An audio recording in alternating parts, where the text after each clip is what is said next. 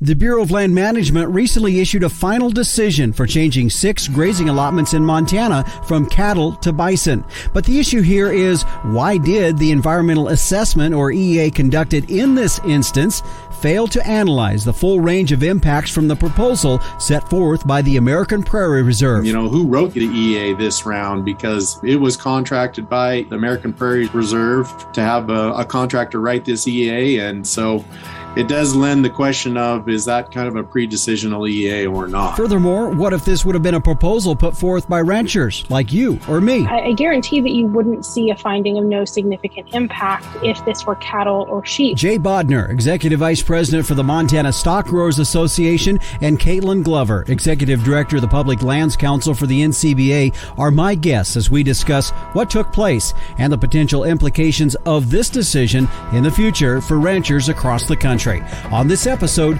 of the Working Ranch Radio Show.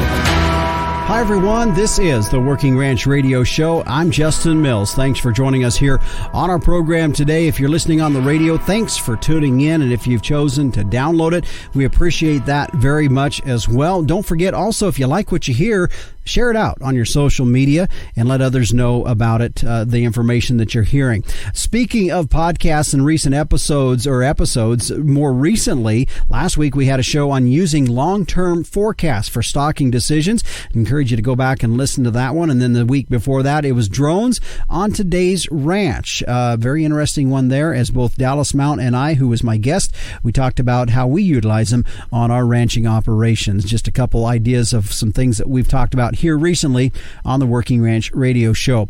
Well, on our show today, I am pleased to have Jay Bodner, who's the Executive Vice President for the Montana Stockgrowers Association, and Kaitlynn Glover, Executive Director of the Public Lands Council for the NCBA, joining me. So we're going to be talking about a recent decision that the Bureau of Land Management, or BLM, issued regarding changing over some cattle grazing allotments up in northern Montana over to bison, and just some real concerns that they have regarding that, how that decision came about, and the implications that we could potentially see here in the future for those of us in the ranching industry. So that will be our main topic here today. Of course, at the very end of our show, meteorologist Don Day will be in to join us as we'll talk about our long-term weather outlook. Right now, a thank you to our sponsors of the Working Ranch Radio Show, Gelbvieh and Balancer, the smart, reliable, and profitable choice. For more information, go to their website at gelbvieh.org. And Zoetis, it's the little things that could derail progress, but your herd can be covered. Visit getlessparasites.com for solutions from Zoetis. And the American Akaushi Association, experience the difference at akaushi.com. Well, right now, let's check in with the captain, Tim O'Byrne, publisher and editor of Working Ranch Magazine, who is feverishly working on putting together another great issue of Working Ranch Magazine for this week's edition of Tim's 2 Cents. Hey, Justin, I'm slamming a deadline for this September-October issue. I don't have a lot of time, but it just occurred to me, did I live long enough for mullets to actually come back in style? Seriously, guys, you're looking great. Let them go. My 2 cents. Oh man, Captain, I was doing really well with this show until you mentioned mullets. Why am I not surprised about some of the things that you bring up in your 2 cents? But mullets, you know, I don't know if I should admit this on air, but I was kind of in junior high school in the late 80s, early 90s. That was kind of a thing. I think I'll just leave it at that. And no pictures, please, folks, from anybody. I'm telling you this. Well, stay with us. When we come back, we're going to get into our featured topic today. It's on a BLM-issued decision regarding changing cattle grazing allotment over to bison up in northern Montana. We'll talk about how that came about and its implications for us here in the ranching industry. We'll be back with more on the Working Ranch Radio Show.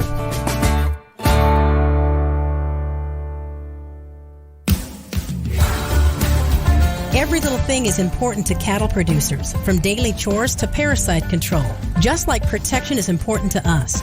Based on approved labels, Valbicin suspension covers 25% more parasites and life stages than Safeguard. Visit getlessparasites.com for more solutions from Zoetis. Consult your veterinarian for assistance in the diagnosis, treatment, and control of parasitism.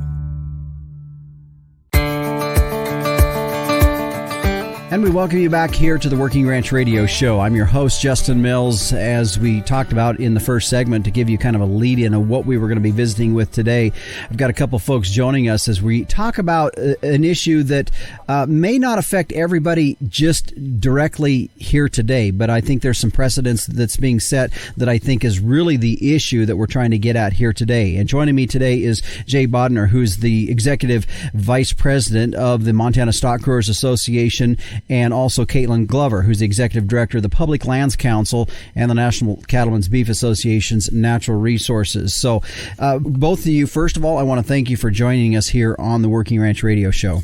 Well, thank you, Justin. I appreciate it. It's always a great opportunity to talk a little bit about we certainly think is a very important issue and with the number one industry in Montana.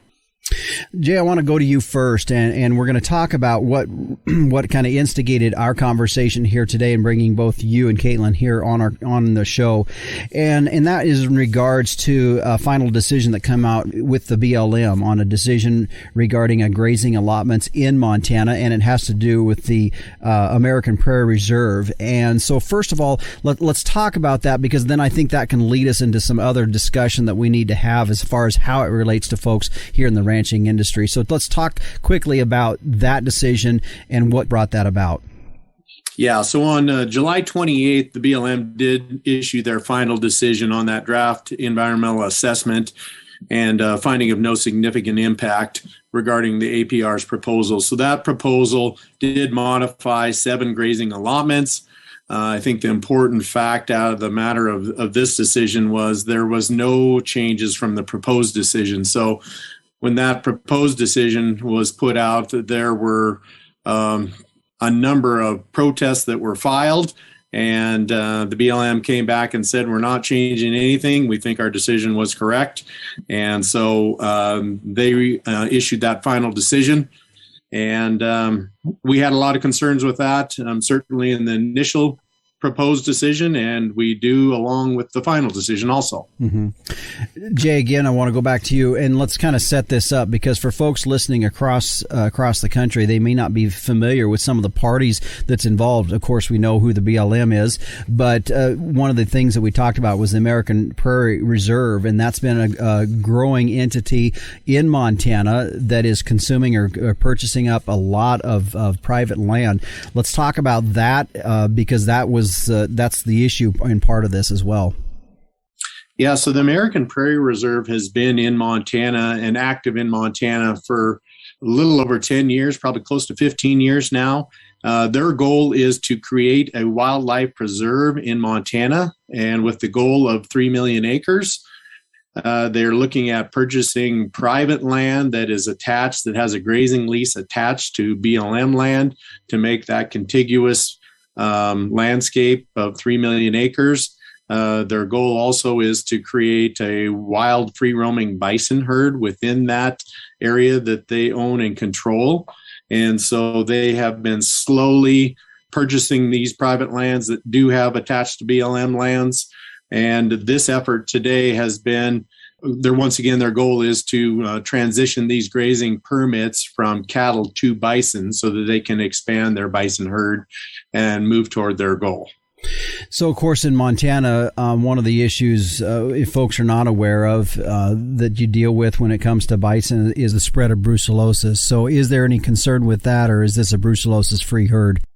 Yeah, I mean, certainly anytime that you have these kind of animals, these animals now that have come in for the APR actually came in from Canada. So they were tested for brucellosis negative.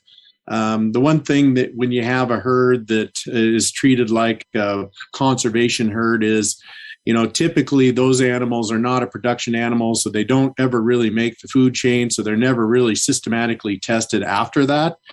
So I think brucellosis in this case is going to be a low risk at that point, but we are just generally concerned because once again, they're going to be treated differently. We don't really have any aspects to test them to see if there's any other kind of diseases that potentially might be viable in that herd. Mm-hmm.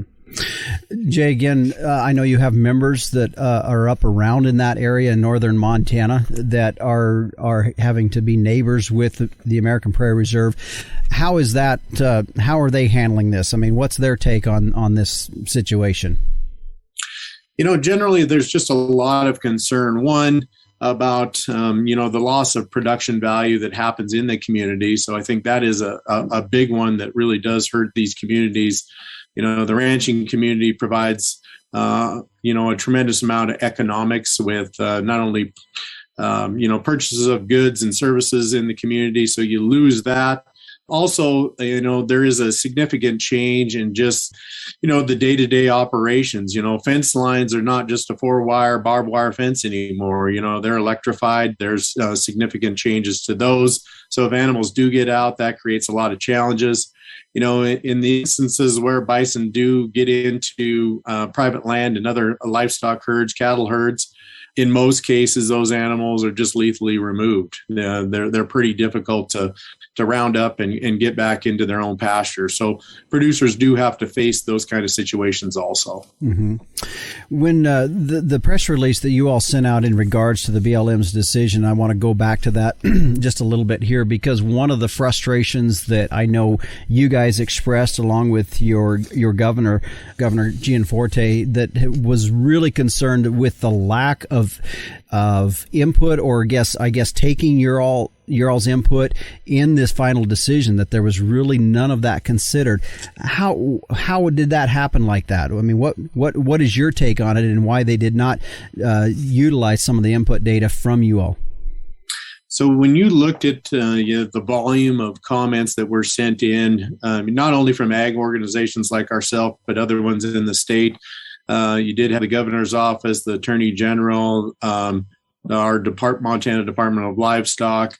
That was a voluminous level of comments that were submitted, and many of those had very specific points in there that we expected BLM to respond to. BLM's response to many of those comments, as I reviewed that document, are pretty disappointing. They are really pretty vague in their responses. And they want to treat this grazing application like any other grazing application from a traditional livestock owner. And really our arguments against that have been very strong, saying that, you need a real comprehensive view of what APR is really anticipating or wanting to do with their landscape and the lands they own. BLM has really just, once again, disregarded all of those comments that were submitted. And I can tell you they were very technical in nature. And so it almost appears that they're treating this application a little differently than what we've seen from any other livestock owner that would, move toward any kind of, change in their grazing livestock, their grazing application like APR did. So once again, it's been very, very disappointing from our standpoint. So at this point in time, Jay, from a Montana perspective, where are they at now? I mean, what's the next step with this now that they've been approved of this? Where are they going with this? Yeah, so there is an entire administrative process with any BLM decision. And so initially they come out with a proposed decision. There's a protest period where you would have 15 days to issue a protest period. When they come back and issue their final decision, which they've done today, you have 30 days to appeal that. That appeal goes to the Interior Land Board of Appeals, so another administrative layer within BLM. And from there, then you can take that to court. So we're in that appeal process. It's 30 days. We've been working with the local livestock association, Phillips County, on next steps on a potential appeal to this decision. And from there, then, it takes a while to work through that process and then potentially all the way into court. Kaitlynn, I know, and we'll get more into having your perspective from Washington, D.C. as the executive director of the Public Lands Council. As far as just this particular decision, what do you know from your perspective in Washington, D.C. of far as how this came about and why it came down in this direction that it did? Well, I think that's a really great question, Justin. So the Public Lands Council and the National Cattlemen's Beef Association have been involved with Montana Stockgrowers and the Montana PLC, I think really since the issue began. I've submitted comments several times throughout the years. And why this happened, I can't give you an answer, right? I'm not at the agencies, but I think in a trend line, we are seeing a greater push from the American public, and certainly some of the directives that agencies have been given to look at wildlife in a little bit of a different way and consider what multiple use on the landscape looks like with that wildlife component. And I think that's what makes this particular case so challenging, but so concerning, because bison are considered wildlife and livestock simultaneously in a lot of different places across the landscape. And so the agency is having to look at these requests, like the one that APR put forward, in a situation that's not quite a vacuum.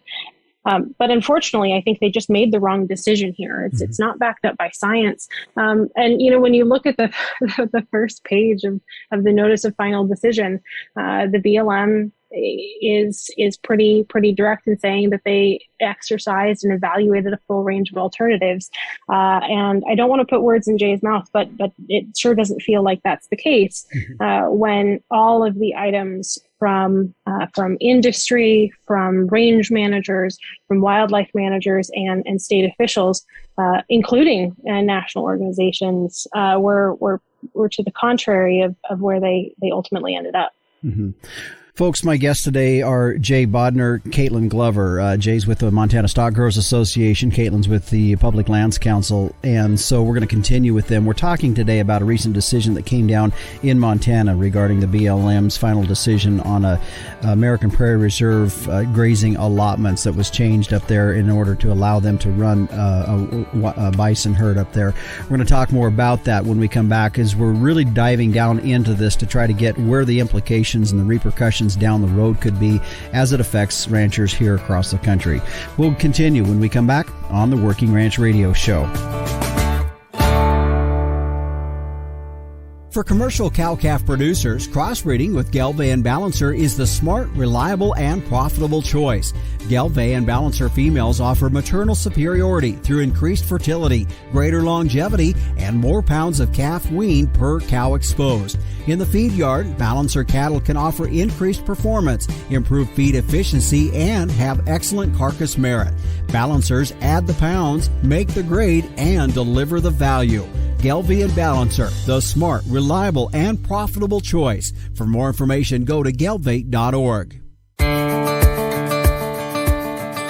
And we welcome you back here to the Working Ranch Radio Show. I'm Justin Mills. As my guest today, Jay Bodner, Executive Vice President for the Montana Stockgrowers Association, and Kaitlynn Glover, who's the Executive Director of the Public Lands Council and also the National Cattlemen's Beef Association's Natural Resources. Thanks again, both of you, for joining us here today. Folks, if you're just joining us here, we are talking about a recent decision by the Bureau of Land Management regarding a grazing allotment, about 7 grazing allotments up in northern Montana, and changing those allotments over from cattle to bison for the American Prairie Reserve. In the first section here today, we were talking a little bit about that as Jay was laying that out. I want to get now, Kaitlynn, you mentioned a bit ago about some of the details on the first page of that release by the BLM on their decision that seemed a little bit counterproductive or not quite in line with some of the things that would make sense. And so, Jay, at the break, we were talking specifically about some of those, and really some of that comes down to specific management decisions. And I find it ironic that here in many times on our show, we're talking about ways as ranchers how we're doing what we can to be sustainable and to do management practices that are helping riparian areas and are doing good things for our soil. So as we were talking at the break, some of the management concerns you have really are just almost 180 degrees different than that. So explain some of those decisions that you guys are really struggling with. Yeah, so when BLM came out with their proposed decision, one of the changes on many of the allotments were the ability for APR to remove a lot of interior fences. So they want these large common allotments and or large grazing allotments. And so one of the things that, the ranching community has improved on our grazing management system over the last 20 or 30 years is to be a little bit more systematic in our approach, a little bit more strategic in our approach for a grazing management plan. We don't just do year-long grazing in one pasture. We're moving the grazing management plan back almost 30 years by this, certainly by this decision. And within that, one of the things that really certainly caught our attention was that there's the kind of the tone in the EA that bison grazing will just improve the rangeland health faster, and it'll be more beneficial than cattle grazing. But if you actually go back to some of the original documents that BLM put out in their draft EAs, and back in 2018, they made specific comments within that draft EA that bison are going to may lead to increased shoreline and riparian trampling where bison tend to congregate. So no different than any other animal. They're going to camp out where it's easy and the grazing is good, and they're going to do some damage if you don't manage them. But if you skip forward to this current draft, this current decision, they basically say the statement that bison are going to spend less time around the water, they're going to forage at greater distances, and they're actually going to improve the riparian vegetation and riparian function. And so that's just vastly different from these two EAs. And I think one of the maybe differences is who wrote the EA this round, because it was contracted by the American Prairie Reserve to have a contractor write this EA. And so it does lend the question of, is that kind of a pre-decisional EA or not? So it does raise a lot of concerns for us when we look at just the vast difference in those two. You bet. Kaitlynn, I want to go to you because as the executive director of the Public Lands Council, and I know there's a lot of push by you all to help the ranching industry deal with some of the public perception out there in terms of what we do on a daily basis in terms of managing our land, managing our livestock. There's got to be some frustration in this, as Jay was just pointing out, some discrepancies between an old EA versus a current one, and seeing this and knowing that, what ranchers get accused of is basically something that they're wanting to do with the bison management. Yeah, it is frustrating, but I think that Jay's absolutely right, that who wrote the EA and who authored these documents very clearly changed from earlier iterations to where we are now. And I think this is sort of what I was talking to you about earlier, that public perception piece, that what people want from their public lands, from their federal lands, continues to change. It's what's pretty clear in this final decision is that the BLM in this particular decision has taken a hold of the notion that grazing by one animal is better than another. And you need to look no further than the fact that not only is there an environmental assessment or an EA, but there's also a finding of no significant impact. And the BLM says that there's a finding of no significant impact, so no significant changes to the use of these grazing allotments, even in one breath. And in a later part of that breath says that is going to be a change in the season of use. There is going to be infrastructure change. There are going to be changes in the way that these lands are managed. But essentially that it's okay because it's bison, right? Grazing permittees, if they had requested a change in the season of use, modification of interior and exterior fences, I guarantee that you wouldn't see a finding of no significant impact if this were cattle or sheep. And so it's concerning from a tone perspective, but also for the precedent that it sets in the level of NEPA, the level of the National Environmental Policy Act that applies to these grazing decisions. I think it is indicative of some of the core of the work that we do to remind people that grazing from these kind of animals is different, but it also requires management. These producers, and Jay will tell you, these permittees, these producers have managed these landscapes for, in some cases, generations, and have worked to have the land and the livestock work together in a predictable pattern. This decision undermines that pattern and changes the future of the ecology. Mm-hmm. Well, no doubt, it's kind of the underlying tone that I'm gathering from you all and in our conversation here today is just a real big head scratcher as to why all of a sudden a change in some of this. And I find it interesting in light of what you were talking about, Kaitlynn, there, and the fact that myself, I've got a Forest Service grazing allotment in an area that we feel if we could graze a different species on it, we would probably improve the soil, and get rid of some noxious weeds. But the NEPA study is locked us into a certain thing. And here we've got a situation up there where all of a sudden things can get dialed in and changed pretty quickly. Really, when you look at the time frame of how this has been progressing, it actually happened fairly rapid. And so I find it interesting that here we got that situation where things can be turned over, but in other areas, we just can't seem to move off the mark. And really one of the rules is, well, the NEPA study doesn't allow that. That's frustrating to many folks, I believe. You're exactly right, because at the end of the day, decisions like this make the narrative that it's rules for thee and not for me all the harder to combat. Mm-hmm. NEPA is and has and probably will continue to be an immense challenge for the development of infrastructure, of range improvements, of making some of these basic adjustments on grazing allotments. And so when things move forward in an expedited fashion, and certainly with outcomes like this, it calls into question some of the motivations and the robustness of that NEPA evaluation. Mm-hmm. But I think Jay hit it on the nail on the head earlier, and really I think some of the core challenges are the way that the BLM either addressed or failed to address the public input and the substantive feedback that Stockgrowers and PLC and the state provided. And that is a component of NEPA, that addressing those items adequately as part of this planning process, that is a core component of NEPA. And the failure to address those concerns, not only completely, but even partially, is really concerning to us at the federal level. Yeah, for sure.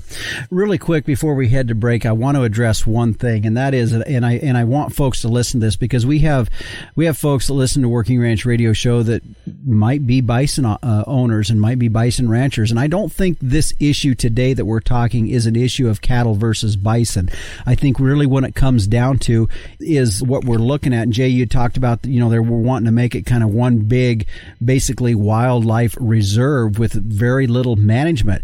I think that's ultimately the issue. Am I correct? Yeah, I mean, certainly from our standpoint, these animals have to be treated the same. I mean, nobody should have preferential treatment. I mean, one of the things we were faced with last year is just a pretty historic drought situation. Yeah. Every grazing permittee got a letter to say, we'd like you to reduce your numbers by 30%. And, in some cases, people did above and beyond that just because the conditions, warranted that. When you remove all of those infrastructure, interior fences, that management opportunities or changes that you need to make, just aren't available. So once again, you can't treat one permittee different than you can every other permittee. And so that's just a glaring example of some of our concerns with this decision. You bet. My guest today, Jay Bodner with the Montana Stockgrowers Association, Kaitlynn Glover, Executive Director for the Public Lands Council, and we're going to continue. When we come back, we're going to talk about how this now correlates to folks outside. We're talking specifically about Montana and the situation that happened there, but there's some relevance to this for folks all across the country. We're going to talk about that when we come back on the Working Ranch Radio Show.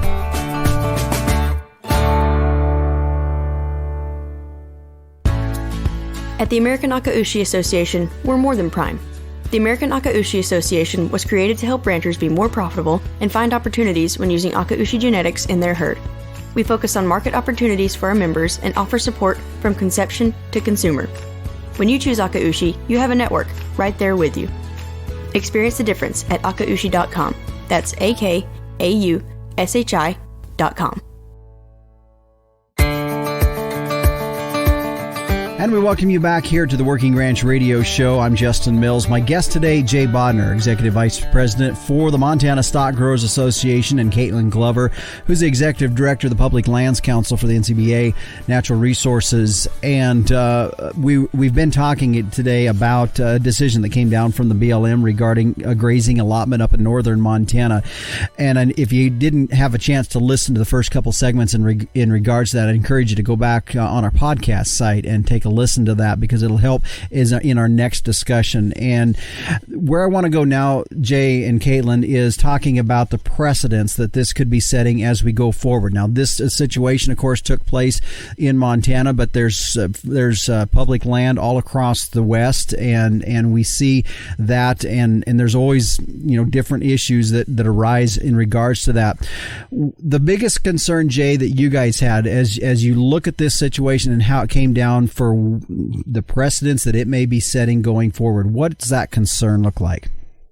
I think one of the major concerns we have is really just the detraction away from the Taylor Grazing Act. So the Taylor Grazing Act really was developed in 1934, and it really basically was just a monumental piece of legislation that developed the entire grazing plan on federal lands. And really within that, it was set up that, these animals for livestock production, it's really based on, cattle, sheep, horses, mules. That's what these grazing lands are really set up for. And so with what we see in this decision is that it's moving certainly away from some of the Taylor Grazing Act, which now is going to allow bison to be on there, that we think is certainly not indicated or mentioned within the Taylor Grazing Act. So that is one of the concerns that we have raised. BLM has kind of discounted that argument, but we do think that's a pretty strong argument as we look forward, because that could have, pretty significant changes across the entire West potentially, as there's other groups or other potentially groups like APR that may move into some of these other states. Mm-hmm. Kaitlynn, I'm going to ask the same question to you as with the Public Lands Council and NCBA. What do you feel is the precedence being set here that really is alarming? So I think we have a few significant concerns at the federal level.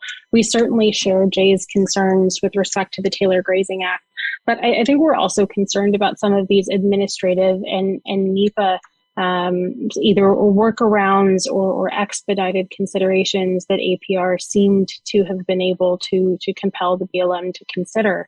And then I think the real question that the BLM will have to answer is that when you have a true conversion in use, which I believe this is a significant change in the grazing activity and the use activity, what level of scrutiny needs to be done?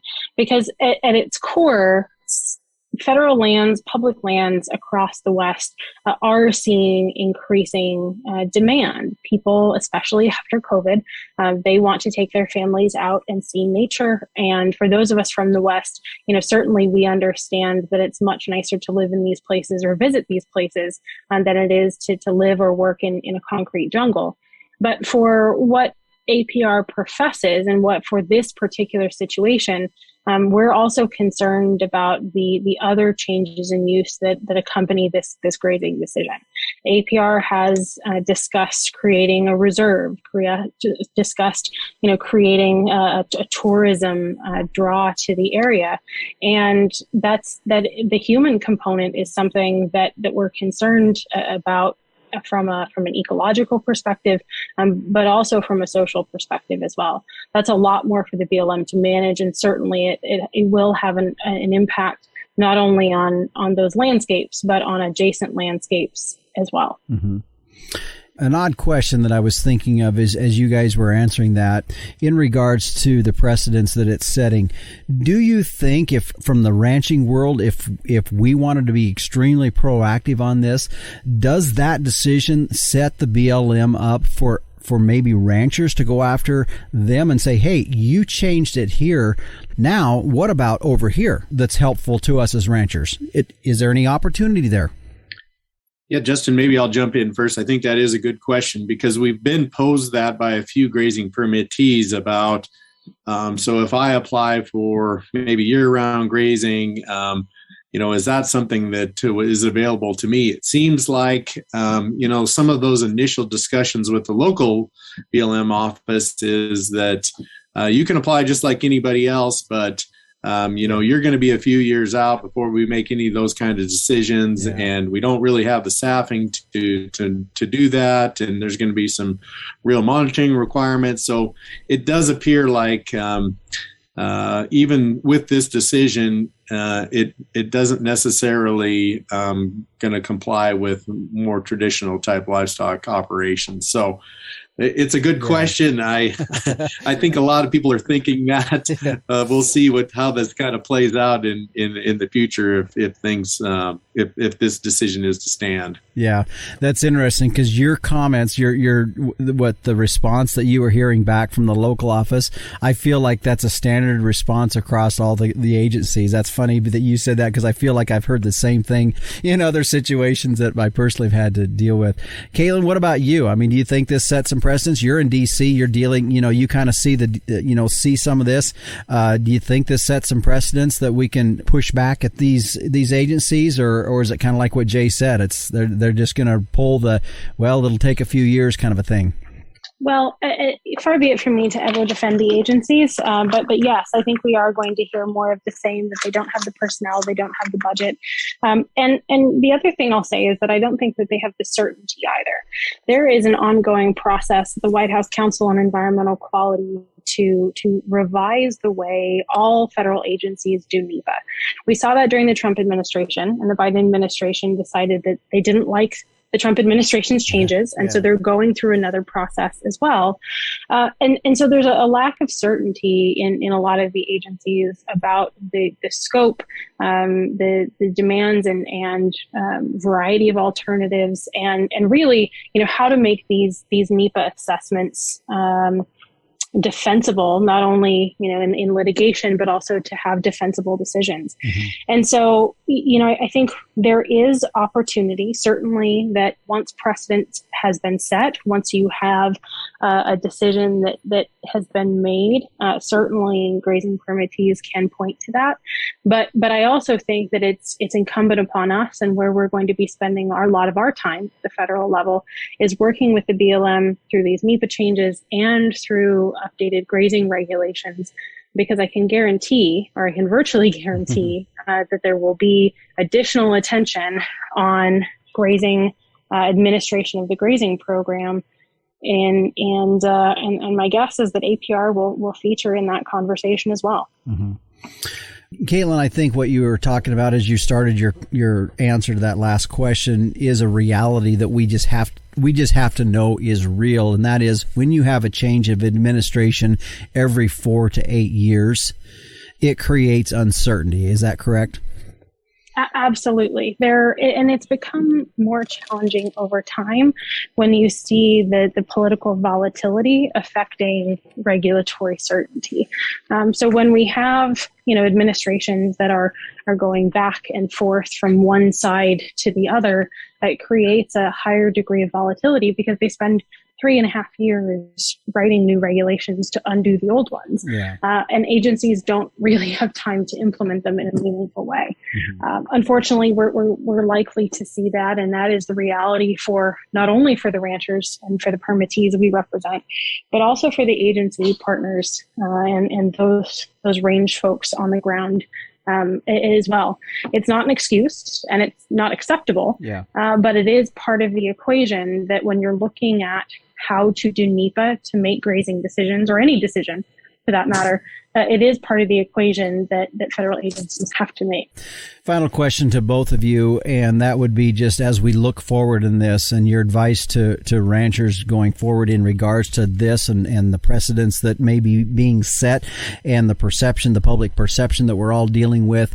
And so final question would just be your advice to ranchers as we move forward in this.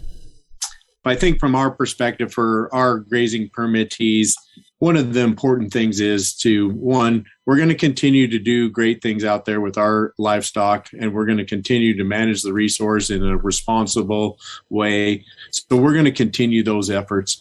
I think the other thing is that, we need to be very aware of making sure that kind of a broader audience knows exactly the great things that we do, so that and we can document those results also, because we need to be making sure that we can tell our story to folks that are outside of ranching and the industry, because sometimes you have that perception of that federal land is treated differently than private ground, but frankly that land is all valuable. Treat those lands in the utmost respect. And so I think that's kind of our message to our members, is to keep doing good things, and we'll work on this, and we'll certainly help you out wherever we can provide assistance, and make sure that, if there's a challenge that we need to do, that's what we're here for. You bet. Kaitlynn, I'll go to you last here. Same question, just as we move forward, your final advice to folks as we look at this issue and moving forward, what that would look like. So I don't know that I could say it any better than Jay did, but I would add one thing, and it's that so many of these decisions are guided by what happens here in Washington. And I know that there is a lot of, I think, hesitation, or there may be some reticence to be involved, to write comments, to be engaged in some of those regulatory activities. But I will tell you, there is nothing more compelling than a story from a local area, from Casper, from Upton, from Billings, from Red Lodge, to be able to put faces and operations to these issues, to make them real human issues, because that's exactly what they are. Whether you're talking about a grazing decision or you're talking about a new land use plan, all of those have real personal, socioeconomic, ecological impacts that will be guided by what happens here. And so my best advice is to be involved. Mm-hmm. Reach out to those leadership around you, and don't be afraid to tell your story, because those stories, they make all the difference. Mm-hmm. You bet. Well, again, thanks to both of you for joining us here on our show today. Jay Bodner, Executive Vice President for the Montana Stockgrowers Association, and Kaitlynn Glover, who's the Executive Director of the Public Lands Council for the NCBA. Appreciate you both joining us here and giving us a little insight, first of all, as far as what's going on up there, but then how it relates to us here in ranching, and really coming down to the fact that we do need to be involved in our organizations that represent us, not only on the statewide basis, but also nationally, and be a part of that, their activities, whether it's attending state conventions or national conventions, but be a part of those, because they are the ones working on behalf of us here in the ranching industry. Real quickly, just a couple websites if you want more information or get a hold of someone at the Montana Stockgrowers Association. Check them out on their website at mtbeef.org. Again, that is mtbeef.org. Or Public Lands Council. Take a look at their website and their information there at publiclandscouncil.org. Again, that's publiclandscouncil.org. Well, stay with us. Coming up next, meteorologist Don Day joins us as we take a look at our long-term weather. We'll be back with more on the Working Ranch Radio Show after this. Do you have a young child, grandchild, niece, or nephew that loves the weather and wants to learn more? Day Weather has produced a children's weather journal full of weather facts, fun weather experiments, coloring pages, and pages to record weather observations for every season of the year. The weather journal is for ages 3 to 7 and designed to be fun and educational. The interactive weather projects are fun for the whole family to take part in. For only $10, the Day Weather Journal is a great gift idea for any occasion. Click on our Amazon link to order at dayweather.com. Welcome back to the Working Ranch Radio Show. Justin Mills here as meteorologist Don Day joining us as he does every week with a look at our long-term weather. And Don, as we've talked about here, we're kind of in these dog days of summer, and but at the same time as we head into August, we know that there are going to be some weather changes. It's hard to believe that because it's been so hot and dry for many portions of the country. So as you're looking at things for the remainder of August and into September, what do you see happening across the country? Well, I see some similarities to July's weather, but at the same time, I do think August is going to play out a little bit differently. First and foremost, I think the areas that have seen the worst of the heat will continue to be the areas that are going to get picked on. So this would be Texas, Oklahoma. Parts of the Central Plains are still going to be experiencing some really hot weather at times. Now, with that said, I also expect a continuation of subtropical moisture into the western and south central, the southwestern United States. And some of that precipitation has been migrating eastward. We could talk about a little bit, those Kentucky floods. Believe it or not, even though Kentucky is very far away from the subtropical air that comes out of Mexico, well, that's exactly where a lot of that moisture came from. As moisture rotates around high pressure in the central United States, I do see that the Corn Belt, even the northern and western Corn Belt that is suffering some dryness right now, has got some opportunities for rain over the next week or two. And I also see some of those rains getting further west. We saw the flash flooding in Las Vegas. We're actually seeing some thunderstorms over the last week or so even get into parts of California, further westward into those Great Basin states. So that's a kind of a new wrinkle, maybe a little bit more of a northerly and westerly push of that subtropical moisture. That will throttle back the heat a little bit in some of those western and northern areas. But I'm a bit discouraged still that those south central plains will continue to be really hot and drier than all other areas. We've been pretty quiet so far of any tropical storm activity. Of course, we're maybe not in the real heat of it just yet, and we'll be getting into that. How does that look? Because that could combine with some of this monsoon moisture to generate something down in there. But does it look like the tropical season, for good or bad, is going to pick up? Well, all indications suggest it will. And I know there was a lot of media out there at the beginning when folks were coming out with hurricane forecasting that it was going to be a really big year. And it's been a real snoozer so far. Couple reasons for that. We haven't seen the right pattern set up in the Atlantic. The Pacific has thrown out some hurricane activity, but if you're not paying attention, you would never know that they were there because they're just basically been out in the Eastern Pacific wandering around, not hurting anybody.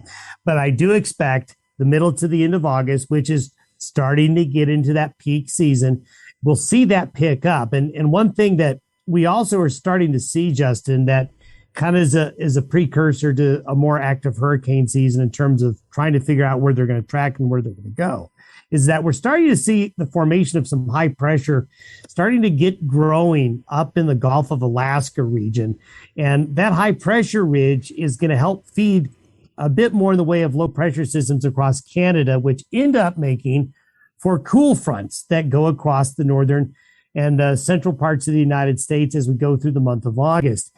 We had one of these last week, but we're going to see another one of these this weekend. And one thing that I think is going to be more frequent in August is going to be cool fronts. Nothing that's going to bring in really big cold, but these cool fronts will help throttle temperatures back a little bit. So instead of prolonged heat, we're going to have some periods of 3 or 4 days of heat interrupted by a day or two of cooler weather. And those cool fronts will then help get shower and thunderstorm activity going. And as the month of August progresses, these fronts will start to get a little bit stronger. And we do think that maybe by the first week of September, that maybe some of the heat will be breaking. So will this heat go into September? Maybe not. So I know folks don't want another 4 weeks of heat and summer, but I think there may be some interruptions to the heat by later in the month and into early September, and certainly tropical activity, whether it's coming out of the Eastern Pacific, the Gulf of Mexico, or the southeastern parts near the Atlantic, that may interrupt things as well. So I think August is going to play out a bit different. Mm-hmm. Now, about a week or so ago, I was telling folks at church that we were only about 142 days away from our coldest day that we typically have in the winter, which was around December 20th. And as we're fighting 97 to 100 degree weather around here. But I only say that to mention that last week in listening to one of your podcasts, you were talking snow. Up when you talked about Alaska just a little bit ago, maybe some chances of snow in August up north. Yeah, in fact, we're seeing that. In fact, I think I'm pretty confident that we are going to see in those higher latitudes, the north slope of Alaska over to Greenland, those Northwest Territories. There's an indication that in about 10 or 12 days, maybe even a little bit shorter than that, we're going to see some buildup of cold air. And the thing to remember is, yeah, the days are getting shorter around here. They certainly are, but we still have some very long sunny days. But those higher latitudes, this is where you're starting to lose 3, 4, 5 minutes a day of sunlight up there. And that starts to add up. So I would not be surprised at all to see snow falling very far away from anybody who's listening to this podcast, unless we have some folks up north. But I would not be surprised at all if the mountains of Alaska and Northwest Canada see some snow before the middle of the month. Mm-hmm. Well, and we'll give folks a precursor to next week. I know you have some new data that's going to be coming out, and we want to share that with folks next week that maybe would give us a little bit of an idea of what the fall is going to look like for folks across the country. Yeah, I think we're starting to see some hints, and as we get some more information in coming out of the 30-day modeling that comes out from Canada and the U.S. and the European Model Center, we're going to take a look at those and see what they all say about what may be unfolding as we do kind of start taking a look at fall. It's not too early to start talking about it. No. 30 days from today, it could be a completely different forecast that we're talking about here. So anyway, well, Don, I appreciate you joining us here today on the Working Ranch Radio Show. Thank you, sir.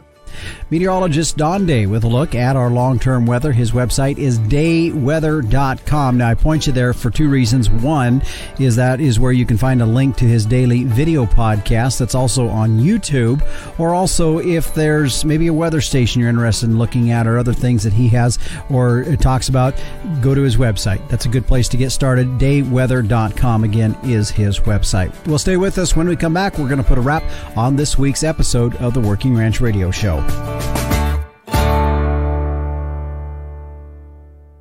Living in the country means working in the country, and that calls for a tough tractor. Well, Bobcat has 15 models in its compact tractor lineup from 21 to 58 horsepower. With the help of your local Bobcat dealer, you'll find a perfect match for your property and to-do list. Get a look at all the different models at bobcat.com, and while you're there, use the Build and Quote tool to design your ideal machine. Get yourself one tough tractor from one tough animal. Bobcat. Visit bobcat.com. Well, we finally got the horses rubbed down after this long, hard ride here today. And before we let them out of the gates, I want to thank you for joining us on our program. If you missed something in the show, if you go to any podcast providers out there, search under Working Ranch Radio Show, you will find it. This is episode 81. Like I said earlier in our show here today, we've had some great episodes here recently. I'd encourage you to go back and listen to those as well. A thank you to our sponsors, Gelbvieh and Balancer, the smart, reliable, and profitable choice. For more information, go to their website at gelbvieh.org. And Zoetis, it's the little things that could derail progress, but your herd can be covered. Visit getlessparasites.com for solutions from Zoetis. And the American Akaushi Association, experience the difference at akaushi.com. Well, the Working Ranch Radio Show is a production of Working Ranch Magazine, branded #1 by America's Ranchers. And if you'd like to find out why America's Ranchers brand this as the #1 magazine, you can start your subscription today by going to workingranchmag.com. Well, if you'd like to get a hold of me about something you heard here on the show or an idea for a future show, you can give me a call at 307-363-COWS, or my email is justin.workingranch@gmail.com. Well, again, we thank you for joining us. We'll be right here, same time, same place next week, or on your favorite podcast provider. Thanks for joining us again. I'm Justin Mills, and until next time, keep your chin down and your mind in the middle. So long.